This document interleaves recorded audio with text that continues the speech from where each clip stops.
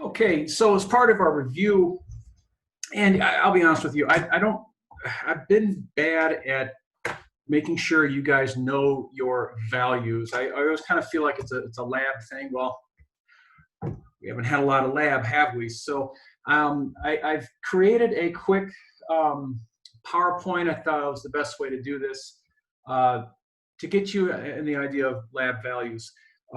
There are hundreds of values. You don't have to memorize hundreds, but there are hundreds. Well, actually, let me start sharing the screen, and I'll tell you a little bit more about that.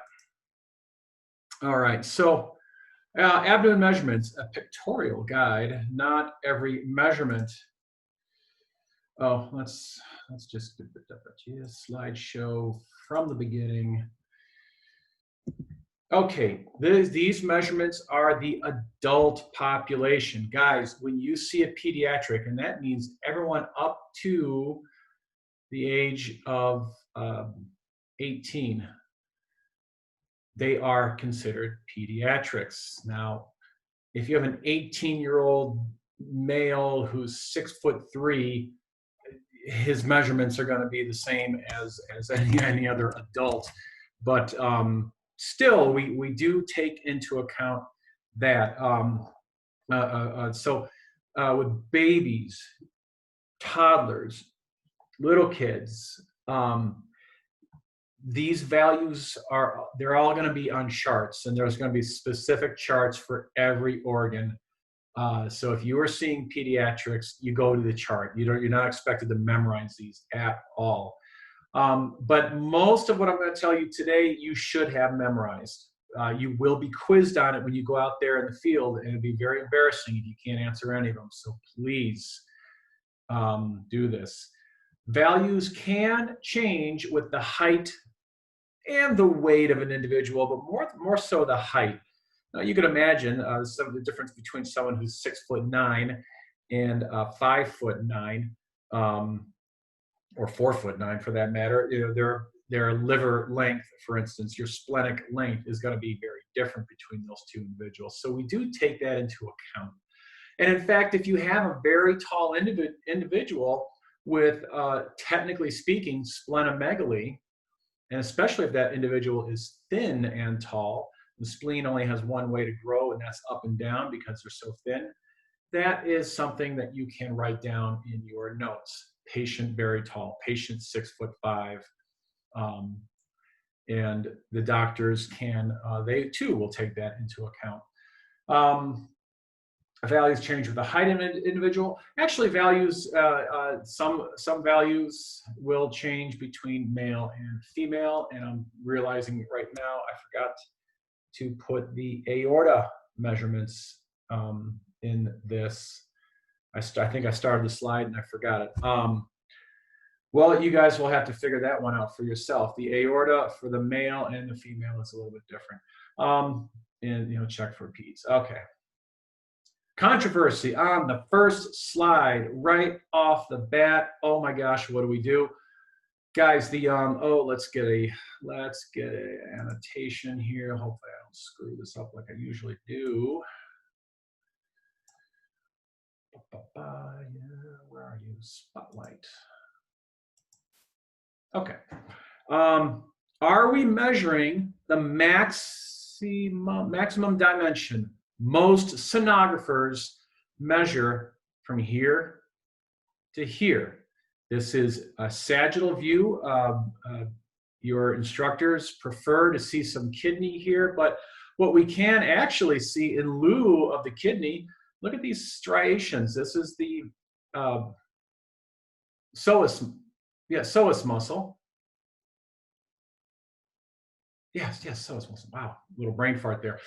This is the psoas muscle. Clearly, that psoas muscle is in long. So, you know what? That actually works for me. I never even really thought about that. We could use the psoas muscle to prove that we're measuring length of liver, because you could easily be measuring somewhat oblique and measuring not only the length, but also a little bit of the width, and that would make this maximum dimension too large. But this is, so the yellow line is what most of us are trained to do. Technically speaking, this is wrong. The cranial caudal or mid-clavicular line, which is basically saying the same thing, is a purely superior and inferior dimension. So if you're looking at this from, like we put a dotted line here and a dotted line there drawn in already, that's the cranial caudal dimension. And that's technically more correct. So what I'm going to try to do, guys, I'm going to train y'all to kind of split the difference. In other words, make this maximum dimension as small of a slope as possible. Or perhaps we'll start teaching you to do this. Let me talk to my colleagues on that one, because that is a question I have been racking my brain with for actually a few years now. I never get quite the answer that I want. I might get the right answer, just not the right one I want. And here's another image of this is a true mid-clavicular line. This transducer, you can kind of tell from the overall image, is placed on the anterior surface of the body, which is all well and good if you can do it. I don't see that you can do that all the time. So I always teach to go through the side laterally, through in between the ribs. But in any case, oh, and what do we have? 16 centimeters mid-clavicular. 16 centimeters mid-clavicular is pretty standard. I think your book says 15.5. I have some other information that says 16. I think 16 is easier to remember, and it'll probably change anyway when you go out in the field and they tell you something different, and that is fine. They can tell you something different. It's the doctor's prerogative. Okay, now my arrow button's not going to work. Okay. Which image to measure the wall? And why did I don't have my numbers now. Okay. Which image? Guys, most people, if they're going to have a preference, they're going to say transverse image. Now, this doesn't mean transverse on the human body. It just simply means transverse on the gallbladder body. So that's however you get a round image is what they usually want. Personally, I don't care. I don't think there's going to make a difference. But in this case, we measure anterior, posterior on this wall up here. I have measured the posterior wall when this is just too messy, too much reverb artifact or stuff going on up here. I have measured down here, but that's not the standard. The standard is the measure up here. But honestly, what's the difference? In fact, I see this wall better than I see that wall, even on that picture. And what's that measurement, guys? You know it, 3 millimeters. Always, when you take a measurement of the gallbladder wall, before you take that picture, look at what your measurement is. If it is 3 millimeters or more, 0.3 centimeters or more, then double check. Is it truly an enlarged wall, or did you mismeasure? This is what I mean about measuring the wall only. On this person, you can clearly see there is a wall, and then there's Glissen's capsule. All I see is really just a combo here. I don't see a separation between the Glissen's capsule and the wall, so we measure everything. That's fine. On this picture, if you measure everything, if you measure outside of this echogenic all the way to here, all the way across here, you are going to give this person cholecystitis, whether they have it or not. Of course, this person has a big stone, and maybe they do have cholecystitis. In fact, this picture went with, an article that said, I didn't read the whole article, but it was saying increased wall thickness. Well, this actually is not increased wall thickness. It's just you can clearly see the delineation between the two. Hydrops measurement. So I didn't put in this one either. Well, that's brilliant, Kurt. Let's see if I no. So for a hydrops measurement, you only do this measurement if you think the gallbladder is unusually large. Most people don't want, you don't need to measure across this gallbladder. That gallbladder you could measure. This is a pretty big gallbladder. I don't know if it's hydropic. Could just be because they're fasting for a long time and they're really hungry. Or in this person's case, they have a gallbladder stuck down in the neck. Gallbladder is getting unusually large. It actually looks like a pretty thick wall, but we can measure across here, all the way across here, and if it is 4 centimeters or more, it's hydrops. There are other measurements for length. I mean, width and height should be the same. Obviously, it's round, but there's also length measurements. I don't bother with those. 4 centimeters width.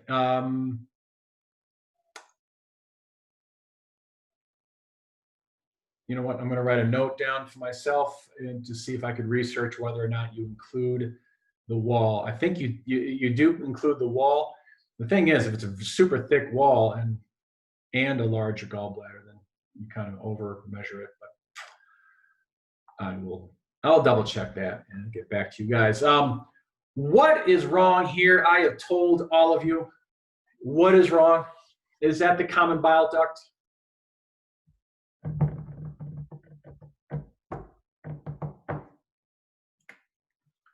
It is not the common bile duct. It cannot be the common bile duct because this is not the main portal vein here. This, from about where my red dot is probably, and I don't know 100% for sure, but probably right about here is where the main portal vein ends. This is not the common bile duct. That is the right bile duct. All right. Now that makes a difference, and I'll show you why in this picture. So on this picture, it's not terribly clear, but I chose it for a reason. Right underneath my dot is the hepatic artery.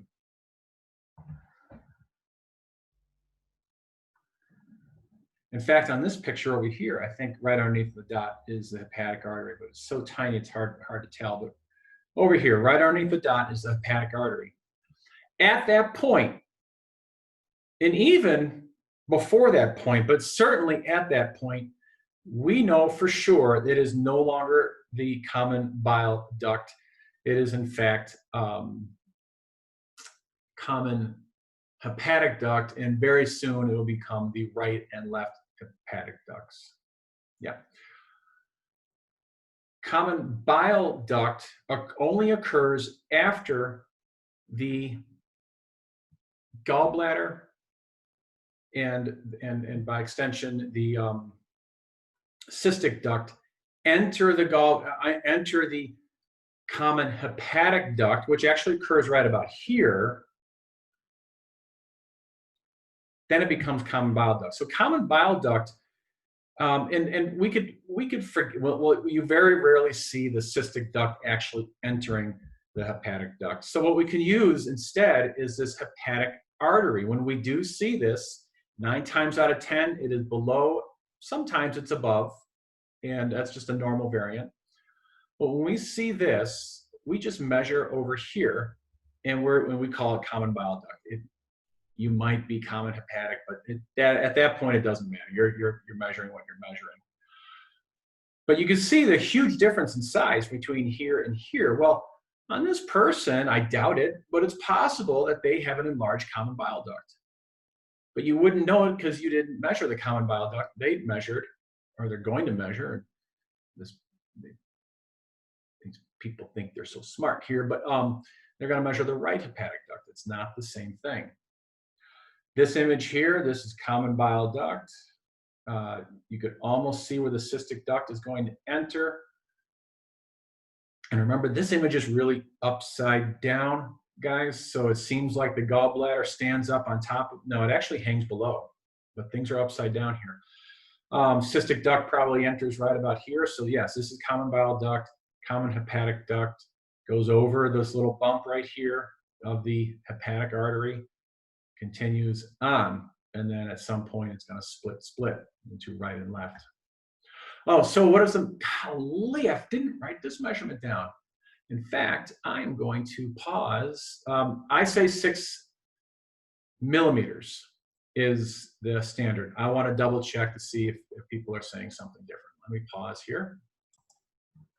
Yes, 6 millimeters. And actually, I just so you know, guys, I actually got that from the Examination Review Ultrasound. That's Stephen Penny's book, your red book. That's a kind of a more of a no-nonsense book, and it's certainly good for review. So 6 millimeters common bile duct is normal. Beyond 6, unless you're old, so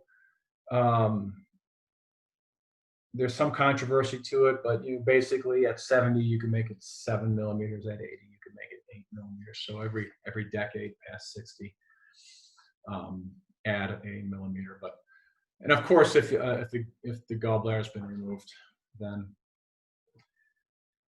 there is some compensatory hypertrophy of the common bile duct because it is now becomes a reservoir of bile.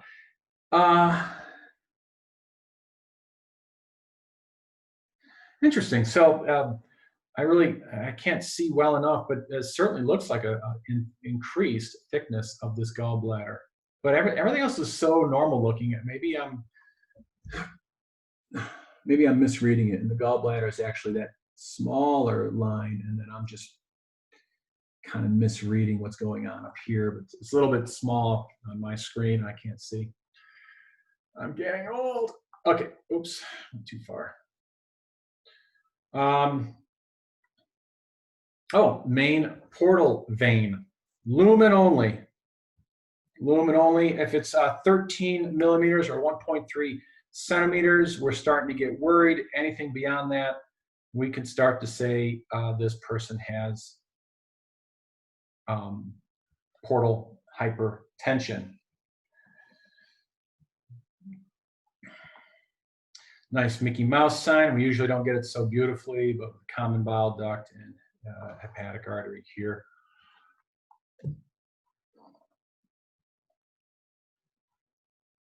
Pancreas, adult, 3.5 centimeters head, and anterior, posterior. Anterior, posterior. You could see this person, even though they clearly have a normal size pancreas, there's nothing large about this. Just the way the head is shaped, it's probably it's probably over 3. It's probably getting close to that. So, you know, there are some exceptions to these rules, but it's not your call necessarily. It's more the doctor's call. But and you can see, look, I think the person's GDA. GDA is kind of all the way over here in this person, and then the common bile duct down there.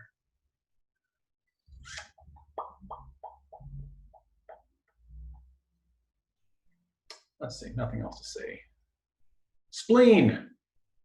I could not get a measurement for the, this person, these two pictures only have the length and depth. The length measurement. So this is a sagittal view, getting a length measurement. This is actually a transverse view. I don't do this measurement in trans. I actually take a measurement from here across to here. So that's length, width, and that's considered height. But that's okay. You know, that's okay, because you know what? This is the major one right here. So when the spleen is greater than 13 centimeters in length, it's considered splenomegaly.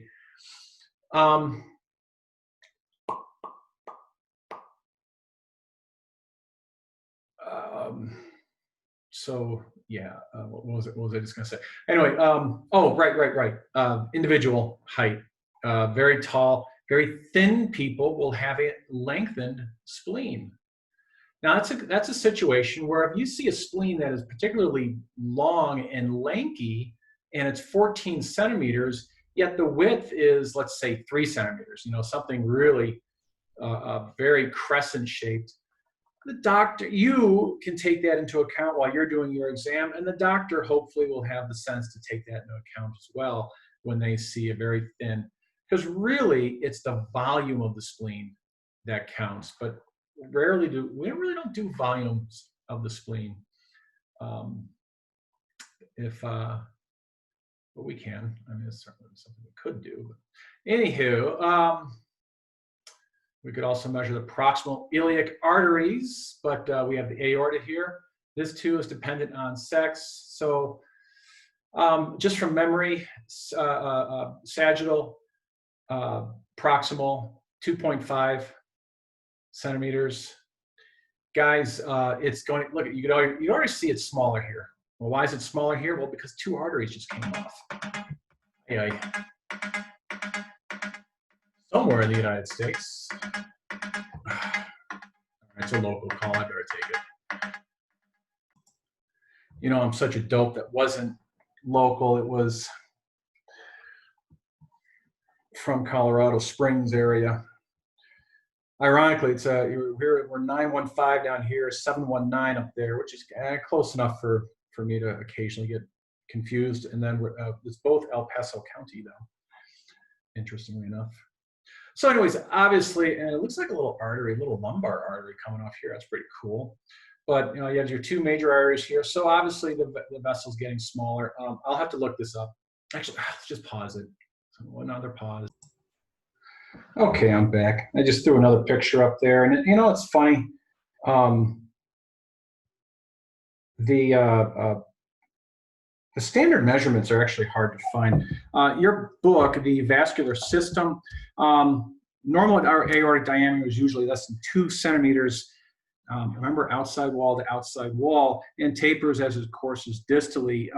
I seem to recall 2.5 being normal for a male, certainly a larger individual, 2.5 centimeters. Now, however, let's say this is infrarenal aneurysm. This is ugly. This person's got plaque, atherosclerosis, plaque, but this is enlarged aorta here. Not huge by any means, but it's certainly enlarged.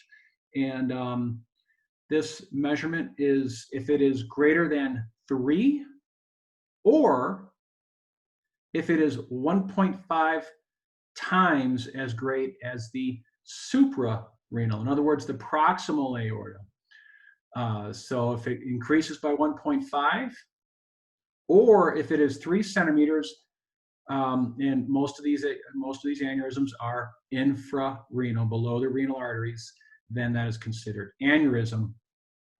And in this picture, they are measuring from the beginning of this aneurysm back to the renal artery, which you can't see the renal artery, but you know where it is. It's, if you never find it, then it's just, maybe a centimeter below the SMA. In other words, on this person, their renal artery is probably right about there. Okay, the renal vein is over here on top, renal artery is coming out right about there.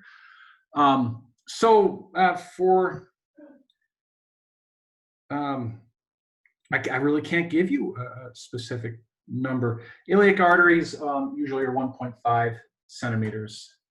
And actually those will be measured outside to outside. So I lied when I say the aorta is the only vessel to be measured outside to outside. You could do that with the iliacs as well. But then beyond that, any other vessel, we're measuring lumen or any other tubular structure, we'll measure lumen, such as the common bile duct and such. Is this it? No, I didn't do anything with this. I don't even have any words over here. I am so bad.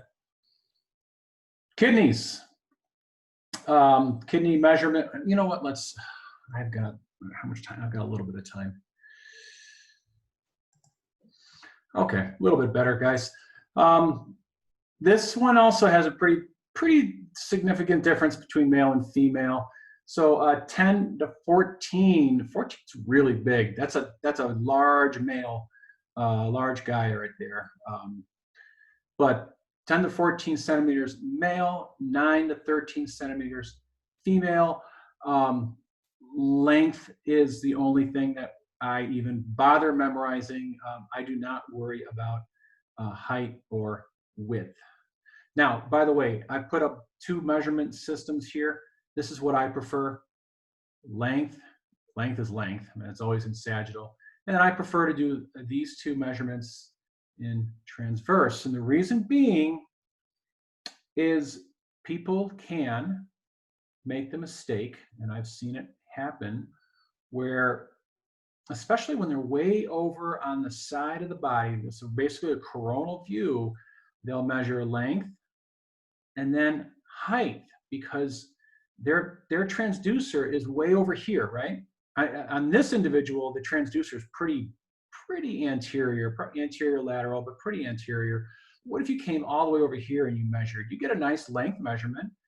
And then you would have a measurement where the the opening, the hilum of the kidney is well, like kind of like this, you know. This person was getting measured through coronal, through the side.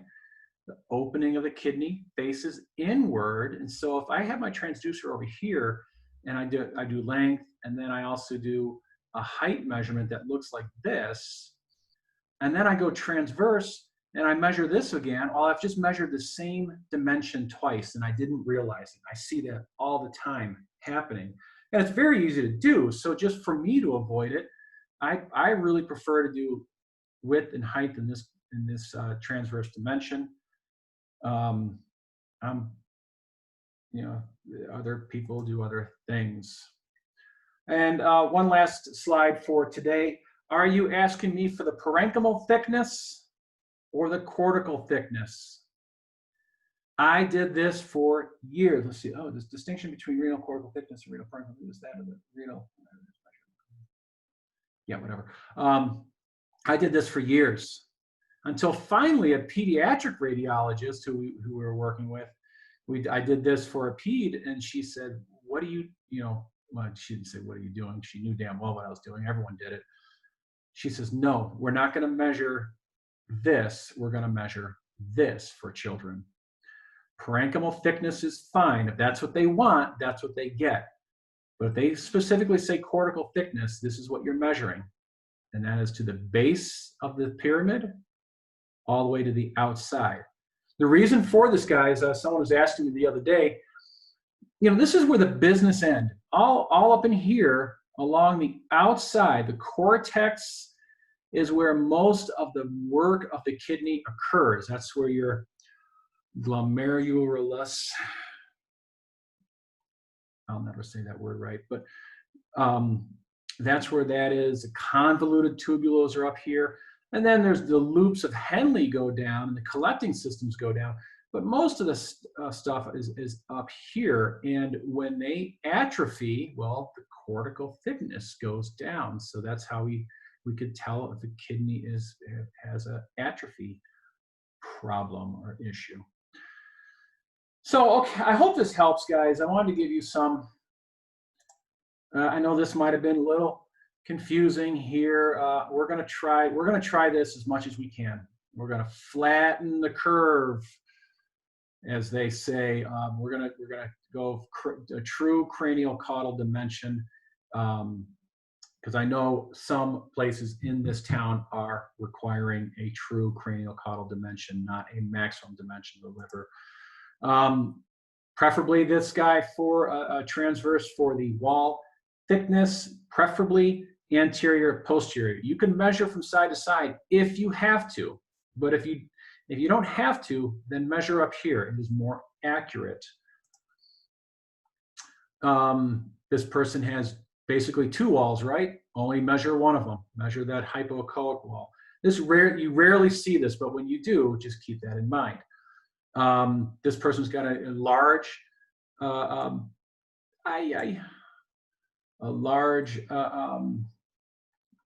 gallbladder. measure across to get to for hydrops. If it's 4 centimeters, it is big. Common bile duct, I'm kind of a stickler on knowing the difference between the common bile duct and what's not the common bile duct, which relates directly to, is it main portal vein or are we looking at the right portal vein? This picture is almost entirely right portal vein, but it's entirely inside of the liver. So we know that this is all the right portal vein. Therefore, that is not the common bile duct. And this came from a well-known site too, but this clearly is common bile duct, and so is that. 6 millimeters, certainly not centimeters, 6 millimeters on that is normal. Main portal vein, we measure lumen only, 13 millimeters. Anything beyond that, we get concerned about portal hypertension. Pancreas, I only measure the head. You can measure the body too, but I was just going to give you the head. 3.5. Spleen, length is the most important on the spleen. And what do we say? 13 centimeters. Anything beyond that? Splenomegaly. Aorta, I say for males, and I'm not going to write it down because I guess I need to do more research. I don't know why it's so hard to find these numbers, but 2.5 proximal, 2.5 centimeters males, 2.0 females until I tell you differently.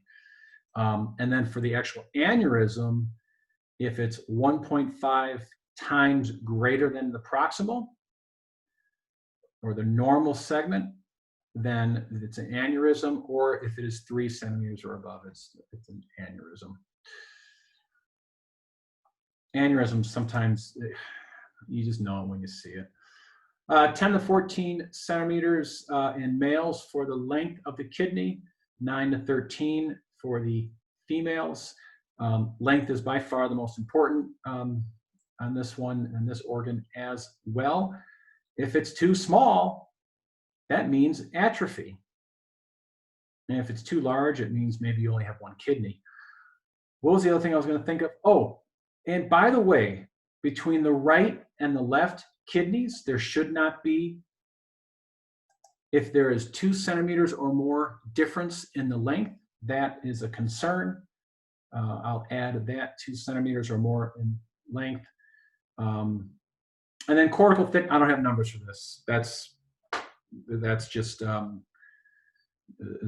are charts for that stuff, and parenchymal thickness and cortical thickness. If you want to go find a chart, that is cool. But all right. Boy, that review of the review was really fast. Anyhow, gosh, it's 10:23. All right, let's see if I can, all right, I'm gonna finish it up and see if I can't get a homework going for you guys today, because I have to do something every day now. But I still got to get ready for work. All right. Hasta la vista.